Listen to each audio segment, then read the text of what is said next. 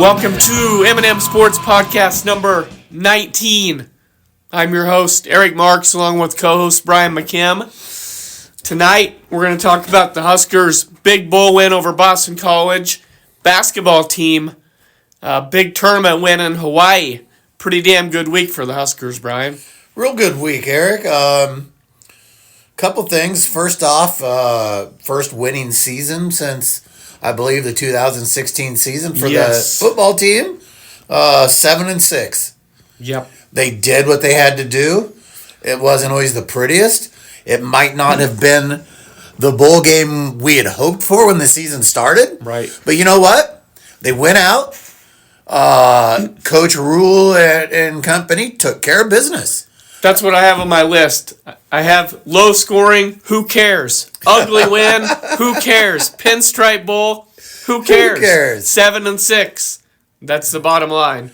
And you know as well as I do, the last few stops that Coach Rule has had in the college ranks, he's made a big jump from year 2 to 3. Yes. And he's already ahead in year 2 from where he's been at the other programs. So, this win in New York, I think, is something this team can really build on. Yep. You know, you got to take the positives out of it. And I think there was a lot of positives to come out of the game. There was. And yeah, for me, it's everybody should have fun with it. Celebrate it all you want to. But for me, let's hope that we're never in this bowl game again. Be happy with it, celebrate it, but hope for better in the future. Yep, and we've discussed this, Eric. Cool to play at Yankee Stadium, right? I mean, it would have been cooler to play at Old Yankee Stadium. To see a Royals game there would be cool. Yeah, but to be playing there in front of an announced 30,000 fans, I don't know that there was 30,000 fans there. Again, doesn't matter. Right. This team actually played like they had something to prove. They did. And they kept it interesting like they love to do. Honestly, I felt like we dominated most of this game. Our defense gave up some yardage, but when push came to shove, we held them out of the end zone. Right. Until we didn't. And special teams came back to bite us in the ass, which... we've talked about special teams all year long. Whether it's a bad snap on an extra point, a bad snap on a punt, not blocking on a punt, trying to field a punt that we should just, the list goes on and on. Yeah, it was a bevy of mistakes. That's a good way of putting it. Hey, kudos to Ramir Johnson. This kid... a sixth-year senior. Yeah. I mean, he's battled injuries. You name it. And honestly, he's gone through it, right? I mean... I have that on my list, too. Yeah. If there's one guy you should be really psyched for, it would be him. Yeah. Because he's stuck in there through a lot of bad times, and he gets rewarded now. Yeah, he's one of these kids who could have walked away, especially after last year. He could have seen, hey, I'm not going to probably get the carries that I want. Maybe it's time for me to just either hang it up or move on. Right. MVP, correct? MVP of the bowl game. Scored the first touchdown of the game for the Huskers. I believe it was his first of the season. Finished the game with 10 carries for 60 yards. For a guy who has been overlooked all year, I mean, and not to mention, he picked up some big yards on 4th and 2 at the end of the game, when the game was on the line. When we were all wondering which direction it might go. Right? Yeah, I mean, because we're used to that.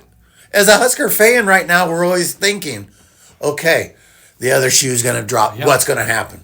Yes. How are we going to bite ourselves in the ass? Really should have never been in that position. Dylan Raiola had a first down, slid early. He's done that a few times this year. That's a quirk of his that, I think he's got to figure out, because he's cost us a couple first downs. In a word, yes. That's as nice as I can put it. Maybe it's you just being more aware where the line of scrimmage is. Maybe you got to learn how to take a hit. maybe it's dive head first and get over the. I don't know, but we've had guys that are smaller than him run the ball with more aggression. I'm going to tell you that right now. I could name 5, just boom. I'm not going to, but it'd be easy to do. He's a big kid. He's got to learn how to get hit, and he's got to learn to sell out for that first down. Agree 100%. But that I do want to mention, Eric, that play that Ramir got the first down there with I think about 2 minutes to go in the game.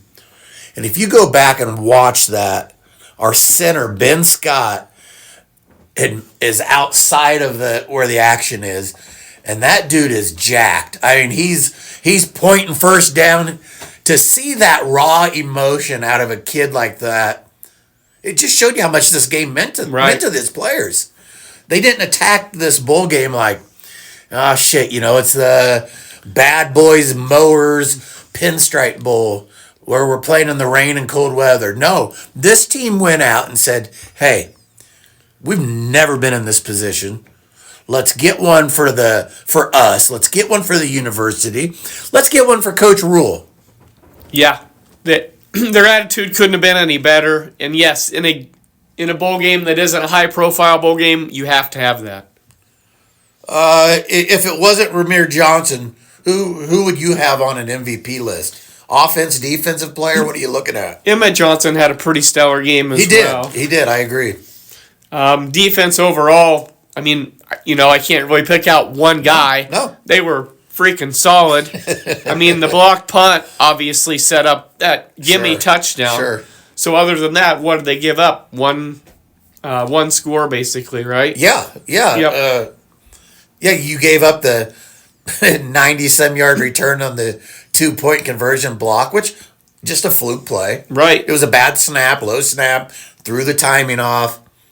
Okay, no big deal. But, yeah, overall, I mean, I thought our defense played lights out. A lot of credit to the guys up front. There was a lot of want-to there. You can see that. Those guys wanted to be out there like you were talking earlier.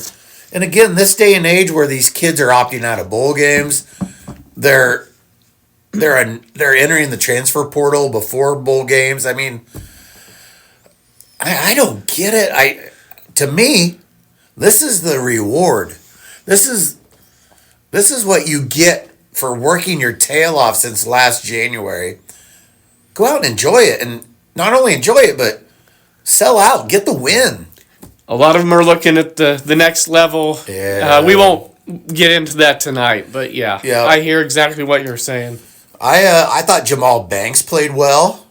He caught some nice balls Saturday. Thomas Fedoni was a little more active. That was nice to see. And I'm hard on this guy. I've been hard on him for a couple years now. You know who I'm talking about. Heinrich Harburg playing a brand new position to him. I thought he played really well. Good. He made some blocks. That dude's not afraid to hit somebody. He won you over a little bit. You know what? I've said this for a couple years now. This kid's too good of an athlete to not be on the field, but he's not a quarterback. Right. I'll argue with anybody on that. He's not a D1 quarterback, but he is a phenomenal athlete, a phenomenal competitor, and his willingness to move to tight end. I mean, I'll be honest with you. I think he'll be the featured tight end next fall. I think he can surpass Fedoni for sure. And I would view that as a strong possibility. Yes. Lindenmeyer, I thought he had a good game. Yeah, he did. We could go on and on with these kids, but I think a couple of our additions already to our receiving core that we've made through the portal are going to pay off. Dylan Raiola, we all know the kid can throw the ball. He's got to continue to work on his reads. He's got to be a little more aware of where the defense is when they're rushing him. And he's got to be a little more aware of where that first down marker is. Yeah. But you know what? He was a freshman. This kid, sky's the limits with him. I mean, I'll be shocked if Dylan Raiola is not playing on Sundays in the next few years. So, you know what? I'm happy. Never. If you came up to me 20 years ago and said, "Would you be happy at 7-6?" I'd say, "Dude, you're nuts." Right? Once again, I'm happy with 7-6, but let's obviously try to build upon that. Yeah. Let's not make a habit of 7-6. I think I heard him say, Coach Rule said this is the last time we're going to celebrate 6 wins. And I love that. Let them have their moment, right? Let them soak that in. But guess what? It's done now. We're not going to do it again. No. Now, okay, we hit 7. I'm looking at 8 or 9 next year. I mean, it's really early in the year to be making predictions. We won't make any predictions unless you want to. Well, let's. I did find this interesting. Just give me a second. Absolutely. I always love the facts that you're able to pull out, Eric. It makes it fun. I'm always happy to give a prediction. We don't know who the hell's going to be playing for us for sure next year. Isn't that right? That's the first thing I would say. So that makes it hard to give predictions. It does. You're With right. that being said, first game of the year. A home game for the Cincinnati Bearcats at Arrowhead Stadium versus our Huskers. Okay? I think we'll take that. A home game that they moved from Indianapolis to Kansas City. Unbelievable. Yeah. Not a bad thing for us. We might have to hit that one up. Once again, a mind boggler. Yeah. Next game at home versus Akron. Okay, 2-0. Next game at home versus Houston Christian. You're telling me we're 3-0 here. Michigan in Lincoln. Okay, that's a winnable game. Off week. Hard to lose those. Michigan State at home. Okay. So we're looking at a game at Arrowhead, and then the next 4 are at Memorial Stadium. Does it get any better as far as a friendly home schedule there? I would be disappointed. Or just the fact you're playing that many at home, I should say. Yeah. That's a great way to get to 5-0. Right. I'd be happy at 4-1. Mm-hmm. But 5-0 is, I mean, it's not out of their grasp, right? Let me continue. The next game at Maryland. Okay. Next one at Minnesota. Okay.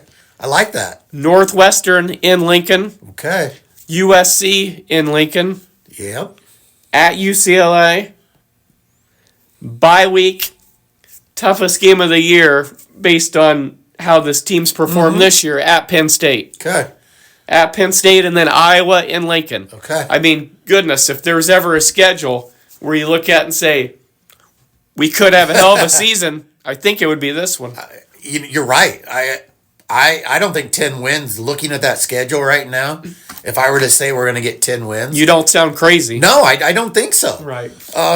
You mentioned USC. That's a game we should have won this year. You put them in Lincoln, we're winning that game. Iowa. Sorry, Iowa fans. You're going down next year, and it's not going to be pretty. I'm telling you right now. Sure as hell. That better happen. Yeah. Minnesota? No, not this year. Maryland?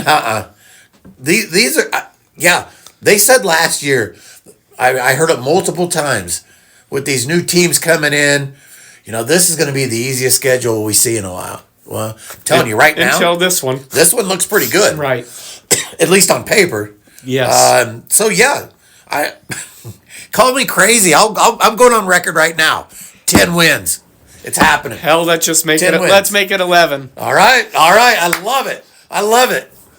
We'll see what happens, right? A lot's going to happen between now and then, but I'm sure it's going to be fun. Yes. I think they start winter conditioning January 20th. So they get about a little more than 3 weeks off. The ones who are dedicated are going to be there. And look for vast improvement. Love it. Okay, for the first time since the year 2000, the Nebraska basketball team won a tournament. The San Juan Classic in 2000, Brian, the last time the Husker basketball squad won a tournament. I remember them playing in that. Was it the San Juan Shootout? I believe so. What they called it back then? That sounds right. Yeah, I remember them playing in that. I would never have guessed it's been that long since we won a tournament, but hey, We're going to take this. You're damn right. Murray State, first game. You know, the good thing about these games, I'll break it down a little bit. We won every game by double digits, yet there is still room for improvement. That's what I would say, and that's a great thing to have happen where you win every game by double digits, but Hoiberg can still coach them up on certain aspects of things. Agree. Murray State, they started out a little sluggish, but not as sluggish as Murray State. Started 1 of 14 from the field. That's cold. To bury themselves 34-14, Huskers jumped out to a quick 20-point lead and never looked back. Nebraska shot 49% from the field, 6 of 17 from 3, 8 of 9 on free throws, 15 turnovers and 6 assists, though, for Nebraska. So their shooting was so good that luckily that stat did not come into play. And this is one of those games where we've talked, Eric. I mean, you just got to go out and take care of business. You're the favorite on paper, so you just got to go out and do the things that you're capable of doing. Yep. And then what happens? You win the game, and that's exactly what we're looking at. Exactly. Andrew Morgan, double-double with 12 points and 12 boards. Rolly Worcester, 11.7 boards. Connor Essegian with 15 points, and Bryce Williams and Juwan Gary with 9 apiece. So plenty of contributors in that first win against Murray State. So after that one, they advanced to play the host school, which would be the University of Hawaii. Hawaii was scrappy. They hung in there and they fought, and they made Nebraska earn it for sure. Hawaii got up 22-14 early on with 7 minutes to go in the first half. That's what the score was. And then over the next 6 minutes, the Huskers went on a 15-0 run. Wow. To take control at that point, but Hawaii closed the half on a 5-0 run to cut the halftime deficit to 29-27, so trailing by just 2 points at half. Keeping it tight. Yep. Second half, Hawaii started on a 4-0 run to go up 31-29, so regain the lead very quickly. But by the 10-minute mark, the Huskers got back up 47-41, and about that time of the game is when Bryce Williams absolutely took over. A big three-point play to put them up 50-41 at the 9-minute mark. They never really looked back from there.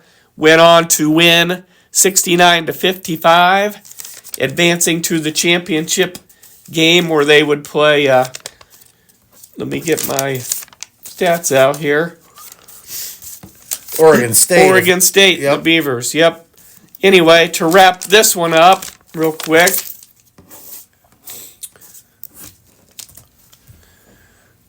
From the field, Nebraska shot 47%, 26 of 55, 41% from 3, 7 out of 15. Free throws, once again, 10 out of 11, 91%. That's efficient. Out rebounded Hawaii by one board, 28-27.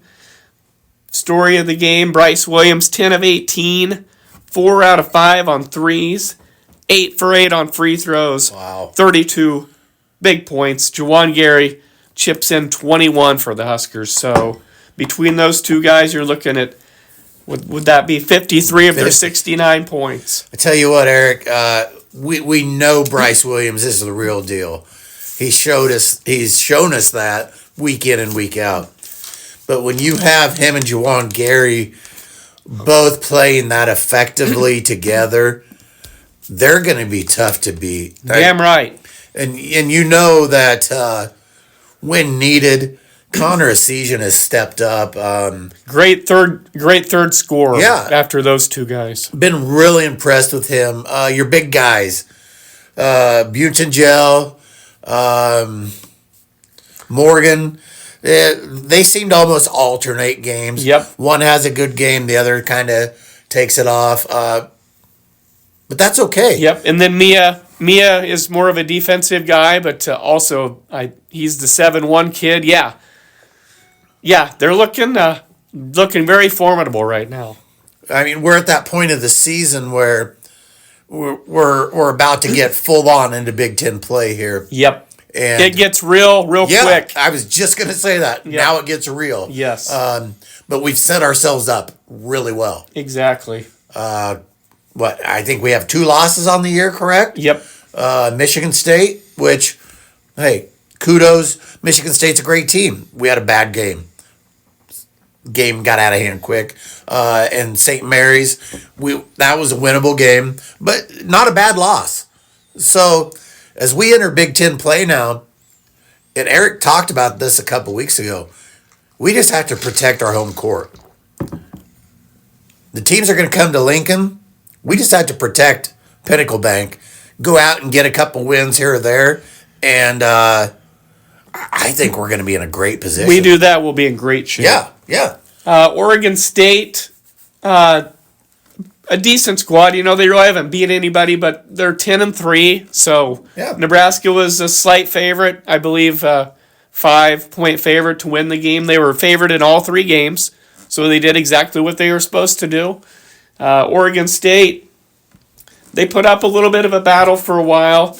Eventually, Nebraska imposed their will, went on to win fairly comfortably. From the field, Nebraska was red hot, 25 of 47, 53%. Wow. Is what they ended up. 8 of 20 from 3, 40%. Free throws, again, 20 of 24 from the line, 83%. Out-rebounded the Oregon State Beavers 34 to 25. Assist to turnover ratio, 13 assists to 10 turnovers. Okay. Bryce Williams with 25 points, 7 rebounds, and 4 assists. So a pretty damn complete game. Yeah. Bookton Gel, 16 points, 6 boards. There he is, yep. Gary with 14, and Connor Esesian chipped in 7 points. 66 to 49 final, I believe, is what it was. Great win. Yes. For the 3 games, Bryce Williams ended up with 66 points. Gary with 44 in the 3 games. Free throws, listen to this, Brian. 38 out of 44. Wow. For that 3-game stretch. You're going to win a lot of games shooting that percentage, Eric, I'm telling you. And what I had written here as far as things they can improve on would be the assist-to-turnover ratio. Sure. That's something that Coach Hoiberg will tell them they need to get a lot better in when we get into conference play. Sometimes, though, and I don't want to give them a pass on this, but when you're playing teams that maybe you know you're better than and you're likely to win, maybe you make some passes you shouldn't make. Right. You try to get a little too cute. I don't want to give them a pass, but maybe some of that came into play. Sure. But if you can win that assist to turnover battle, if you can win the rebound battle, and if you can shoot at the clip from the foul line that we're shooting at, I like our chances. You bet. And the score was actually 78 to 66. Okay. Nebraska won by 12. Like I said, they won every game by double digits. The first game, obviously, was the 66-49 win over Murray State. Kent Pavelka put it best when summarizing the 3 games. He said, this isn't something where we're going to get all excited because we won a tournament. He said this was something different where Nebraska was favored to win the tournament. Yeah. They came in here and they took care of business, so you get satisfaction out of it that way instead. I like where we're going. I like the way we're playing right now. So I look forward to the next couple months of basketball. It's going to be fun. We've got, they have Southern University coming up next, okay? And then it gets real. Yep. I'm going to run through some here in just a second. Yeah, once you get into that Big Ten season, there's not a lot of gimmies on that schedule. So everyone that you're able to get is definitely a plus. They host Southern University tomorrow, okay? Then they host 22nd ranked UCLA on Saturday.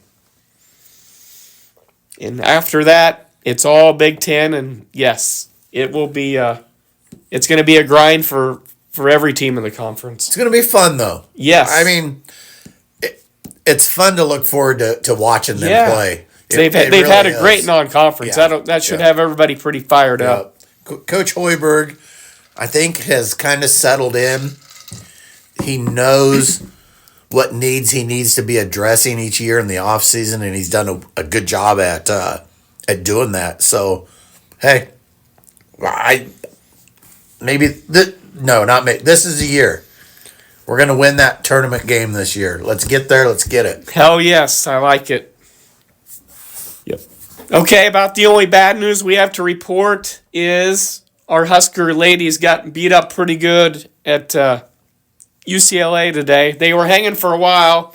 I was listening a little before the podcast. They actually had a lead in the first half. UCLA went on a big run to close out the half, put us in a 7-point hole, and then last time I checked, UCLA was up by about 30. Oh, wow. So they ran away with that one. They're the number one team in the country for a reason. Yep. They actually ended the South Carolina ladies' big, long winning streak earlier this year. They're the real deal. They're the real deal. Anyway, you get over that one because Nebraska will play at USC on Wednesday, and they happen to be ranked number 4. Oh, wow. So that's a tough forget schedule. about this one and regroup. Yep. Short memory. Yep. And UCLA also clobbered Creighton girls 70-41 earlier this year. My goodness. A Creighton team that beat Nebraska. Wow. I just found that interesting. So, yeah, I think they're the real deal for sure. Yeah. Hey, you know what? Plenty of time for Coach Amy Williams to get the season turned back around. I mean, they've had a couple bad losses, but you're talking about some pretty tough scheduling here. So just like the men, yes, you're getting into it now, so you got to shake off the losses, learn something from them, and keep fighting. Move on to the next one. Yep, keep fighting. Exactly. Yep. Okay, NFL. Kansas City makes it official. 29-10 win at Pittsburgh to clinch home field advantage, Brian. Yeah, I predicted this to go the other way.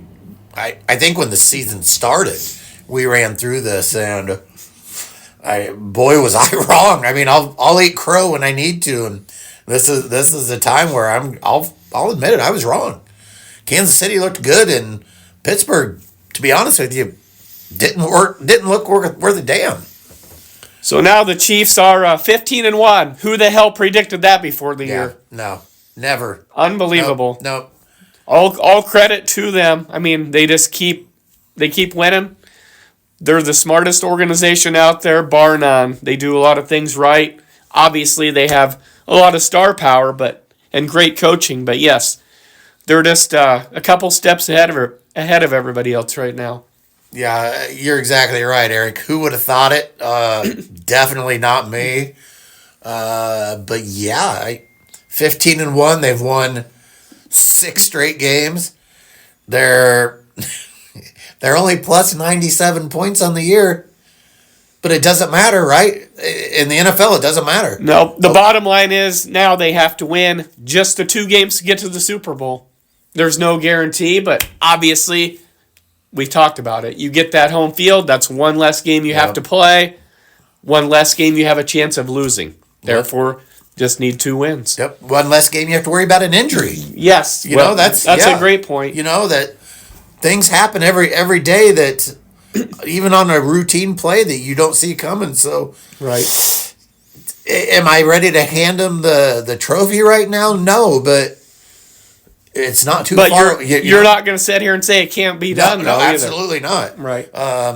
There's a lot of really good teams out there this year, but as much as it maybe pains me to say, Chiefs are the team right now. But let's go through some of the other teams maybe. The Bills.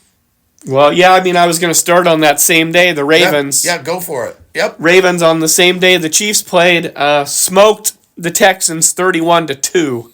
Wow. The Ravens are now looking, I don't know, pretty damn close to the Bills as far as teams that have the best chance to take out the Chiefs, we'll say.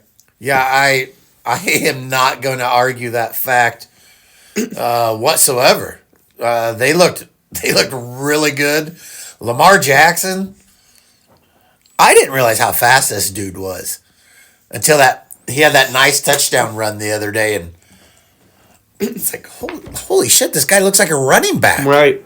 So, right now, yeah, I'm not, I'm not going to hand the Chiefs the Super Bowl. They might not get out of the AFC, but they're lined up to. But between the Ravens and the Bills, it's not going to be easy. I wouldn't expect it to be. No. Time will tell on that for sure. Seattle, a game they had to win, 6-3 final at Chicago. Gotta love that, don't you? Wow, 6-3. Anyway, Safe to say I didn't watch that game, Eric. they could have won 3-2. The bottom line is they needed a win and they got it. Sure, absolutely. Chargers pound the Patriots 40-7 to clinch a spot. Jim Harbaugh doing a hell of a job in his first year. Again, not a guy I necessarily want to give credit to, but he knows how to win. Yep. I'll give him that. Bengals in the game of the weekend so far take down Denver yesterday 30-24 in overtime. Wild game. Both teams had opportunities to win. In the end, the Bengals walk it off with a touchdown pass from Burrow to T. Higgins, I believe, to win it. And they're not out of the playoffs, but it's going to make it tough for them. Yeah, that's for sure. The Rams, ugly win again, 13-9. They're winning ugly. I don't think it bothers them. I think that's 5 in a row they've won, I believe. You're right. Yeah, 5 in a row. They're negative on the year point differential. Right. So, yeah, they don't care how they win. Tampa Bay smokes Carolina 48-14 to improve their playoff chances today in a game they had to have.